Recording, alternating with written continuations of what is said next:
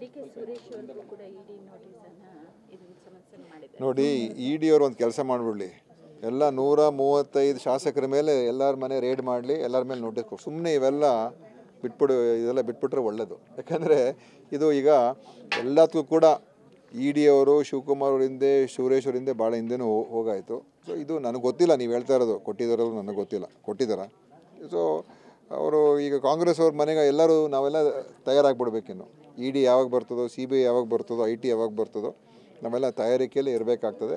ಮತ್ತು ಇದು ಅವರ ಒಂದು ಏನು ದ್ವೇಷದ ರಾಜಕಾರಣ ಇದು ನಿಲ್ಲೋದಿಲ್ಲ ಅಷ್ಟೇ. ಇನ್ನೇನು ಅದಕ್ಕೆಲ್ಲ ನಾವು ಎಲ್ಲದಕ್ಕೂ ಕೂಡ ರೆಡಿ ಇರಬೇಕಷ್ಟೆ. ಕಾಂಗ್ರೆಸ್ನವರು ಎಲ್ಲದಕ್ಕೂ ಕೂಡ ನಾವು ಎದುರಿಸೋದಕ್ಕೆ ತಯಾರಾಗಿರಬೇಕು.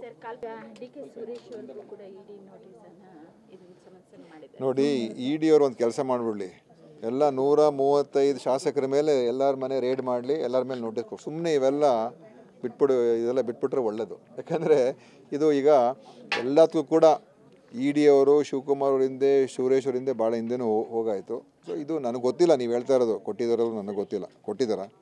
ಸೊ ಅವರು ಈಗ ಕಾಂಗ್ರೆಸ್ ಅವ್ರ ಮನೆಗೆ ಎಲ್ಲರೂ ನಾವೆಲ್ಲ ತಯಾರಾಗಿಬಿಡ್ಬೇಕಿನ್ನು. ಇಡಿ ಯಾವಾಗ ಬರ್ತದೋ, CBI ಯಾವಾಗ ಬರ್ತದೋ, IT ಯಾವಾಗ ಬರ್ತದೋ, ನಾವೆಲ್ಲ ತಯಾರಿಕೆಯಲ್ಲಿ ಇರಬೇಕಾಗ್ತದೆ. ಮತ್ತು ಇದು ಅವರ ಒಂದು ಏನು ದ್ವೇಷದ ರಾಜಕಾರಣ ಇದು ನಿಲ್ಲೋದಿಲ್ಲ ಅಷ್ಟೇ. ಇನ್ನೇನು ಅದಕ್ಕೆಲ್ಲ ನಾವು ಎಲ್ಲದಕ್ಕೂ ಕೂಡ ರೆಡಿ ಇರಬೇಕಷ್ಟೆ. ಕಾಂಗ್ರೆಸ್ನವರು ಎಲ್ಲದಕ್ಕೂ ಕೂಡ ನಾವು ಎದುರಿಸೋದಕ್ಕೆ ತಯಾರಾಗಿರಬೇಕು.